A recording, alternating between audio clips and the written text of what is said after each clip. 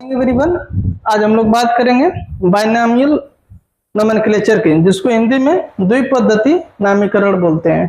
ठीक है, जैसे कि इसके पहले लेक्चर्स हमने आपको बताए थे कि बायोडायवर्सिटी के बारे में। ठीक है, यानी कि पृथ्वी पे मौजूद जो भी जीव है वो एक दूसरे से भिन्न है, और भिन्न किस आधार पे है? तो न्यूट्रिशन के आधार पे, प्लेस के आधार पे, ठीक है, फिर उसके बाद साइज के आधार पे और कलर के आधार पे। तो ये जो डिफरेंसेस है, साथ साथ रिप्रोडक्शन के आधार पे भी।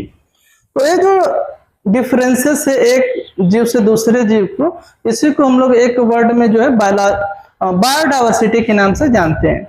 अब इसके बाद जो साइंटिस्ट आए, उन्होंने जो जीव है उनको ग्रुपिंग करना शुरू किया, और ग्रुपिंग करने के मतलब है उसको हम लोग क्लासिफिकेशन बोलते हैं। ठीक है, क्लासिफिकेशन।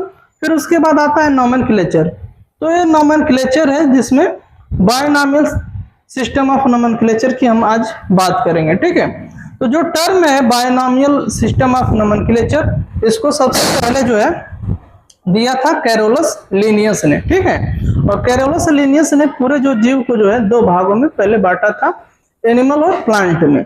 और उन्होंने जो है इसका नेमिंग शुरू किया, जिसमें इन्होंने बताया कि कोई भी जीव है उसके दो नाम होने चाहिए या दो नामों से मिलकर बना होता है, और इस तरह से उसका नाम पड़ा बाइनॉमियल सिस्टम ऑफ नोमेनक्लेचर।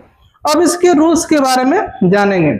इसमें 4 रूल्स है मेनली, जो एग्जिट आपके एनसीईआरटी जो बुक है उसमें दिया है। मैंने भी वही जो एग्जिट जो आपके बुक में लिखा है वही यहाँ पे मेंशन किया है। ठीक है, पहला इसका रूल जो है वो कहता है कि जो कोई भी जीव है, यानी कि कोई भी बायोलॉजिकल हम जीव का नोमेनक्लेचर कर रहे हैं, तो उसमें जो होगा पहला क्या होगा कि जनरली उसका जो बायोलॉजिकल जो नेम है वो कहाँ से लिया जाएगा? वो लिया जाएगा लैटिन से। और जब भी हम उसको लिखेंगे तो उसको लिखेंगे किस में? इटैलिक वर्ड्स में।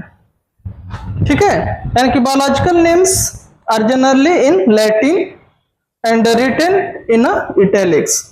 यानी कि जो भी बायोलॉजिकल नेम होते हैं उसकी ओरिजिन जो होगी वो लैटिन वर्ड से होनी चाहिए या ग्रीक वर्ड से होनी चाहिए, और लिखते समय जो है उसको हम किस में लिखेंगे? इटैलिक वर्ड में लिखेंगे। जैसे बहुत सारे लैंग्वेज है, चाइनीज लैंग्वेज है, जापानीज लैंग्वेज है, लेकिन उस फ्रंट में हम नहीं लिखेंगे, उस लैंग्वेज में हम उसको नहीं लिखेंगे। जब भी लिखेंगे किस लैंग्वेज में लिखेंगे? इटैलिक्स। इटैलिक्स वर्ड थोड़ा सा आप देखेंगे तो हल्का सा जो है टिल्ट होता है। ठीक है ना, आप जब भी देखेंगे सेलेक्ट लैंग्वेज में, कह रहा कि they are latinized and derived from Latin. ठीक है, इररिस्पेक्टिव ऑफ देयर ओरिजिन, यानी कि इसके जो ओरिजिन है वो कहां से होनी चाहिए? लैटिन वर्ड से होनी चाहिए। कहां से होनी चाहिए? लैटिन वर्ड से। ठीक है, इसके बाद अगले रूल की हम बात करेंगे, द फर्स्ट वर्ड, यानी कि जो इसका बायोलॉजिकल अगर नेम है, अभी हम एग्जांपल के द्वारा बताएंगे, तो जो बायोलॉजिकल नेम का जो फर्स्ट वर्ड है वो कैसे होना चाहिए? वो किसको रिप्रेजेंट करता है? जीनस को। जबकि जो दूसरा वर्ड जो होता है या जो दूसरा कंपोनेंट होता है वो किसको रिप्रेजेंट करता है? स्पेसिफिक एपिथेट को। स्पेसिफिक एपिथेट एक्चुअली होता है क्या है? वो रिप्रेजेंट करता है स्पीशीज को। ठीक है, स्पीशीज। ठीक, यानी कि जैसे यहाँ पे हम एग्जांपल लेके बात करें मैंगो के बायोलॉजिकल नेम की, तो इसका नाम होता है मैंगीफेरा इंडिका। ठीक है, मैंगीफेरा इंडिका। ठीक है, तो यहाँ पे जो फर्स्ट वर्ड आप देख रहे हैं, एक इसको रिप्रेजेंट कर रहा है, एक रिप्रेजेंट कर रहा है जीनस को, जबकि जो दूसरा कंपोनेंट है ये रिप्रेजेंट किसको करेगा? स्पीशीज को, या इसी को हम लोग स्पीशीज एपिथेट के नाम से भी जानते हैं। ठीक है, अब हम बात करेंगे इसके तीसरे रूल और चौथे रूल्स की। इसके साथ साथ एक और एग्जांपल, जैसे मान लीजिए रोज है। ठीक है, रोज, तो रोज का जो बोटेनिकल नेम होता है वो क्या होता है? रोजा इंडिका होता है। ठीक है, रोजा इंडिका। ठीक है, तो यहाँ पे जो रोजा रिप्रेजेंट कर रहा है उसके जीनस को, और इंडिका किसको रिप्रेजेंट कर रहा है? उसके स्पीशीज को। अब हम थर्ड और फोर्थ रूल की बात करेंगे।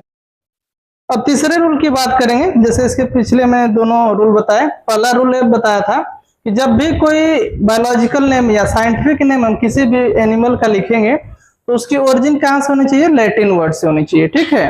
और फर्स्ट जो नेम है उसको जीनस को डिनोट करता है, और सेकेंड जो नेम होता है स्पेसिफिक एपिथेट जिसको हम बोलते हैं वो उसके स्पेसीज को डिनोट करता है, ठीक है। दूसरा मैंने बताया आपको कि जो उसकी ओरिजिन है, यानी कि जो साइंटिफिक नेम है उसकी कहाँ से ओरिजिन होनी चाहिए, वो हमेशा लैटिन वर्ड से होनी चाहिए। और लिखते समय हम उसको क्या करेंगे, इटैलिक फ्रंट में लिखेंगे, ठीक ना, या फॉर्म में। अब तीसरे रूल की बात करें, यानी कि बोथ वर्ड्स, जो बायोलॉजिकल नेम के दोनों जो वर्ड्स हैं जिसमें हैंड राइटिंग करते समय उसको सेपरेटली अंडरलाइन करेंगे। जैसे मान लीजिए हमने मैंगीफेरा इंडिका लिखा है, तो ये नहीं कि इसमें अंडरलाइन करते समय इसमें चिपका देना है, ठीक है। इसको क्या करना है कि मैंगीफेरा इंडिका या किसी का भी हम साइंटिफिक नेम लिखेंगे तो अंडरलाइन क्या करेंगे, हम लोग सेपरेटली करेंगे। जैसे एक और एग्जांपल देके बताते हैं, पी का जो साइंटिफिक नेम होता है मटर का, ठीक है, वो होता है पाइसम सटाइवम, ठीक ना, पाइसम सटाइवम, ठीक है। तो यहाँ पे जब भी हम अंडरलाइन करेंगे तो इसको हम ऐसे सेपरेटली अंडरलाइन करेंगे, ठीक है। तीसरा रूल ये कहता है, ठीक है। चौथा रूल क्या कहता है इसका, कि जो जीनस का फर्स्ट लेटर है, ठीक है, वो हमेशा और हमेशा किसी का भी हम लिखेंगे वो क्या होगा, कैपिटल लेटर में होना चाहिए, ठीक है। जैसे पी है तो पी का जो फर्स्ट लेटर है वो क्या होगा, कैपिटल लेटर से होना चाहिए, यानी कि the first word denoting the genus start with a capital letter, ठीक है ना। यानी कि किसी का भी, जैसे मैंगीफेरा हमने लिखा है तो यहाँ पे रोजा इंडिका लिखा है, तो यहाँ पे जो फर्स्ट लेटर हमेशा आप देख रहे हैं ये हमेशा कैपिटल लेटर से होना चाहिए, ठीक है। जबकि सेकेंड जो नेम है जो उसके स्पेसिफिक एपिथेट को डिनोट कर रहा है उसको हम स्मॉल लेटर से या स्मॉल लेटर में लिखते हैं, ठीक है।